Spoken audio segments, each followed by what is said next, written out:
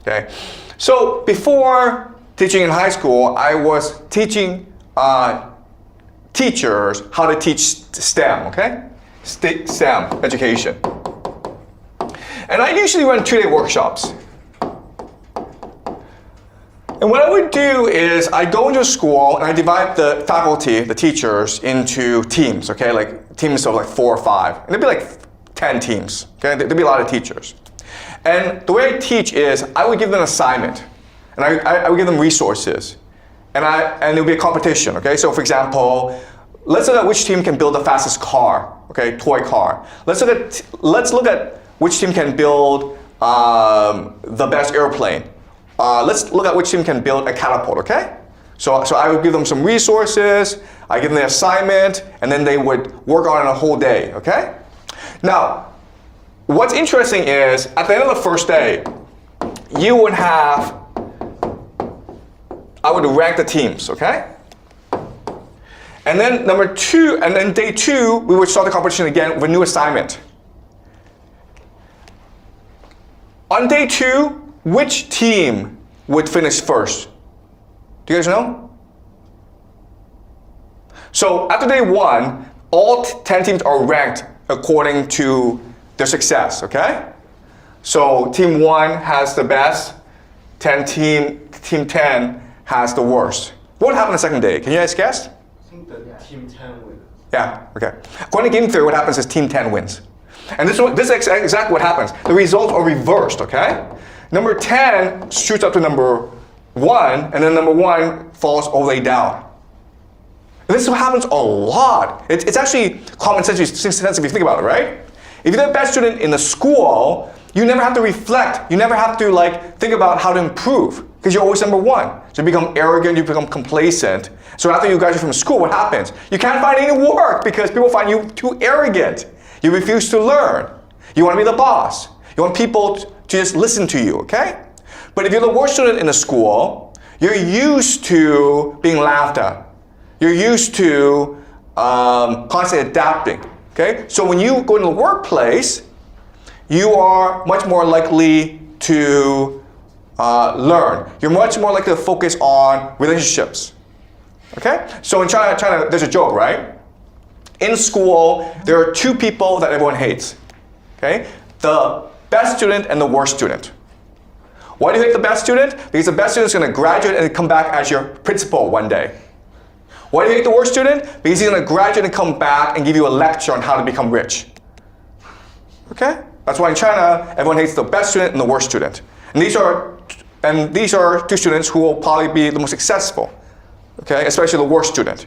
Because the worst student, regardless of all his problems, he's open-minded. He's willing to work hard. And he's willing to help build teams and make sacrifices so that others become his friend.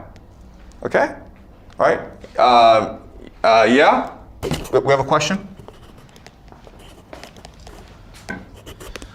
So for example, for this case, in day 2, the team 10 becomes the first one and the first team becomes the last. But will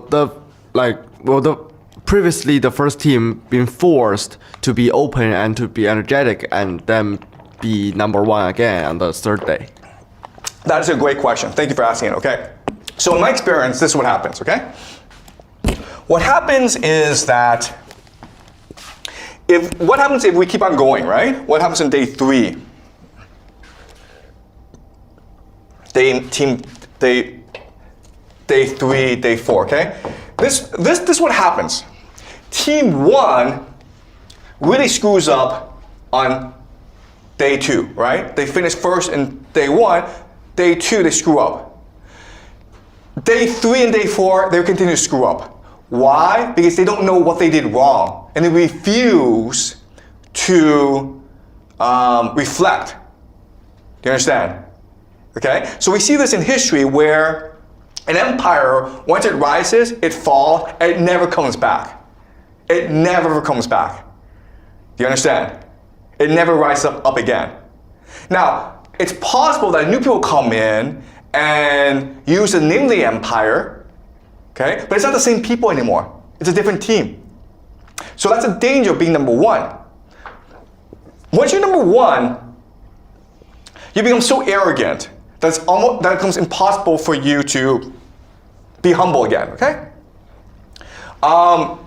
Team 2 would go down, okay? So it's very unlikely that you have a system where, okay, team 1, they fall, but then they reflect and become number 1 again, okay? It doesn't work that way. When societies fall, they just die off. Okay? It's possible a new group comes and pretends to be them, but they're actually a different people. And that's just the way that humans work. Okay? Does that make sense? Yes. Okay. Yep. So on the third day, the team 10 will become the second last group because they fall, and the group 9 will be the first one. Is that the cycle that will go on? Yeah, so I've never run on day 3, so I can't say for sure, okay? But that's what should happen, okay? All right, that's what should happen, where, yes, team 10 will fall off, and a new team will come into place, okay? All right, and if you look at history, that's just the way it is. Again, we don't have an example of where an empire fell, but then the people decide to like change their mentality, and then they become the best again, okay? So in the future, if we apply this theory, there should be 3 countries that will emerge as great empires in our history, okay? Germany. Why? Because they lost World War I and lost World War II. Does that make sense, guys? They were never an empire. They were never a world empire. So Germany, according to this theory, will one day come to rule the world, or at least Europe and Asia. Okay? And if you actually look at their history, what happened in World War I and World War II, they lost millions of people. Okay? So Germany will be one day a great empire. I'm pretty sure of it, actually. And then there's another country that will be a great empire, and that is Japan. Because Japan lost World War II. They were never a great empire. So Japan should come to dominate East Asia, according to this theory. Remember, the Americans dropped 2 nukes on Japan. Right? And also, if you look at World War II, the Americans destroyed Japan with firebombing. The Americans killed more firebombing than they actually did with the nukes, okay? But Japan was destroyed, it was humiliated. And now you go to Japan, you can see how energetic people are. Right? You can see how open they are. And you can see how cohesive they are. You understand? Because Japan was destroyed in World War II, it's something that forced them to reflect as a people. And now they want vengeance, basically. All right? And the last country, of course, is Israel. All right? Because Israel, the people in Israel, believed that for thousands of years they were persecuted by other people. Okay? So these are the 3 great empires that we will move towards in our history. Germans, Japanese, and the Israelis. Okay? Does that make sense? Mm-hmm. All right? The Americans are done. How about China? Done. Okay? All right? Look, guys, I mean, like, this is all just a theory, okay? But all I'm saying is, look around you and ask yourself, are the people here open-minded? Are they willing to learn from their mistakes? Do they ever say, I'm wrong? Are people energetic? Do they take their work very seriously? If I give people an assignment, will they work really hard to make sure it's done well? Do people feel as though they're all part of one big group? Are they willing to make sacrifices for each other? Okay? Japan is, okay? That's all I'm saying. And maybe even the North Koreans are. All right? Does that make sense, guys? And again, it's all just a theory. All right? I'm just proposing to you a theory of how to understand the world, but what's actually going to happen, I can't actually tell you. All right? But according to this theory, Germany and Japan and Israel will be the 3 great nations. Okay, any more questions, guys? Yeah? Can you?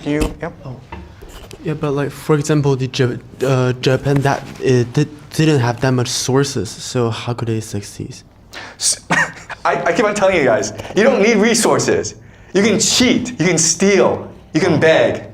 All right? Okay? Does that make sense? Yeah. Okay? Like if you just go back to the world game,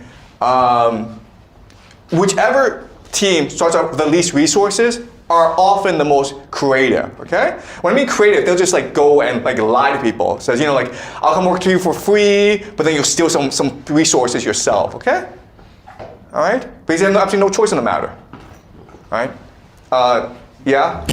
Yeah, so I have a little questions. Like, you say that those who are poorest and like in the most dangerous positions always have the most energy and cohesion to succeed.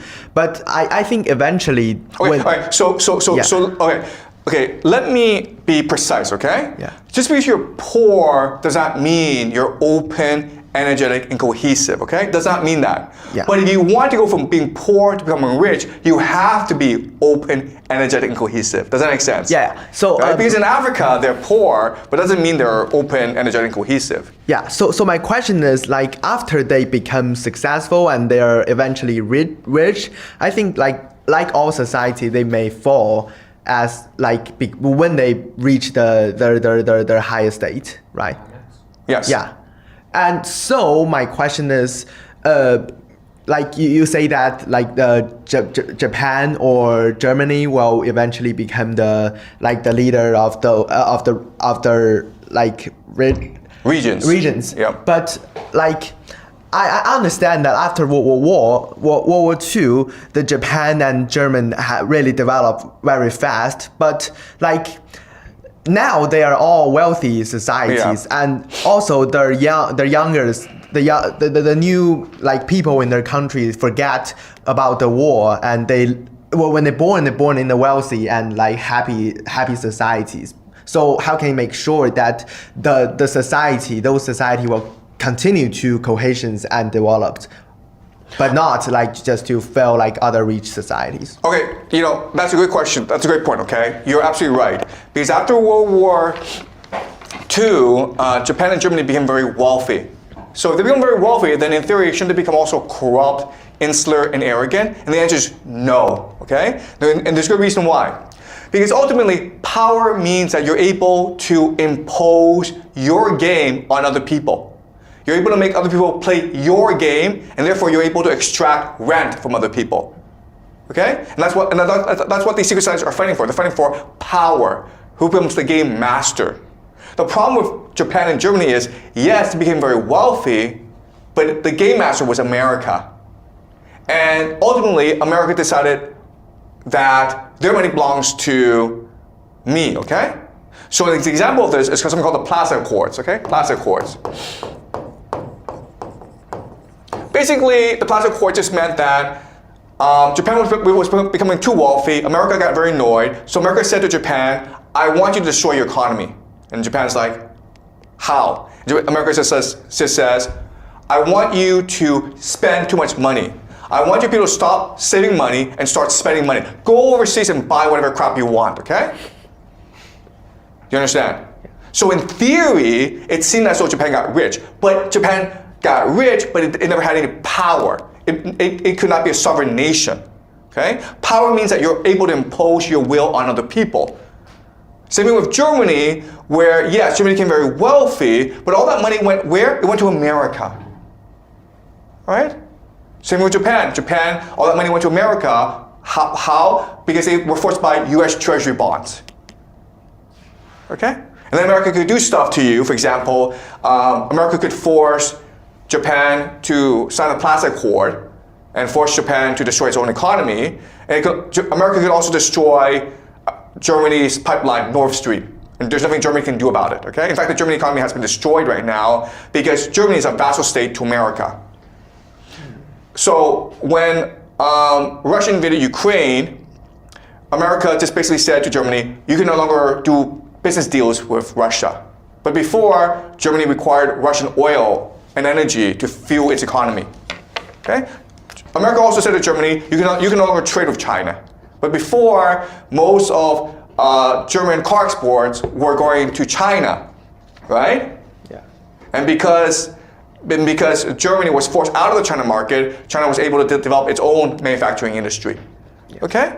Does that make sense? Yeah. So it seems as though Germany and Japan became very wealthy. They were not. They were just vassal states to America. Yeah. Okay?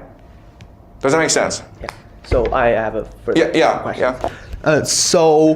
like you said, that only those society who are very poor, but they have the ability to cohesions and be energetic, and they can like eventually become the ruler of the regions.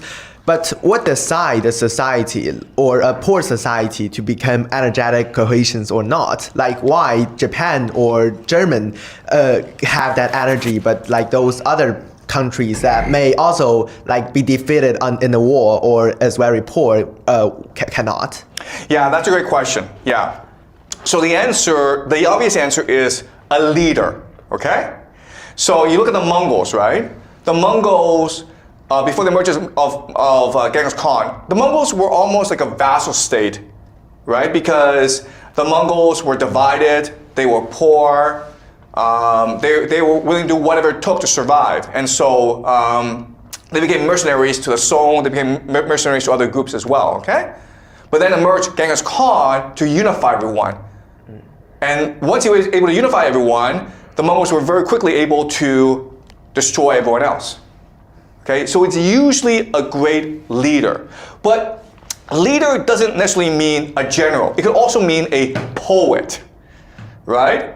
So someone like Homer, or a great thinker to give you a new religion, okay? So for example, the Persians had someone called Zarathustra, who we studied last semester, okay? Even Jesus, okay? But it's someone to come in to say that we are a people. And it could be a poet, it could be a general, it could be a prophet, a priest, doesn't matter, okay? But that one person then unifies the imagination of everyone into one cohesive group. Okay, does that make sense? Yeah. Okay, but that's a great question. Thank you, okay? And that's why certain groups are able to cohere together and other groups are not, because one person is able to emerge. And you know, that's why, okay, we'll talk about this later on, but that's why the world is the way it is. Why do we have organizations like the United Nations? Why do we have international development aid? The goal, guys, is to identify the possibility of a leader emerging and make sure he does not emerge. You understand?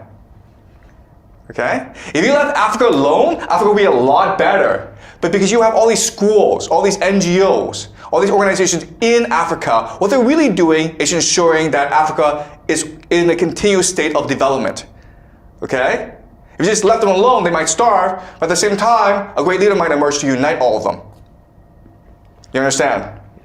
Okay? But we'll talk about this next class, how the American Empire controls the world.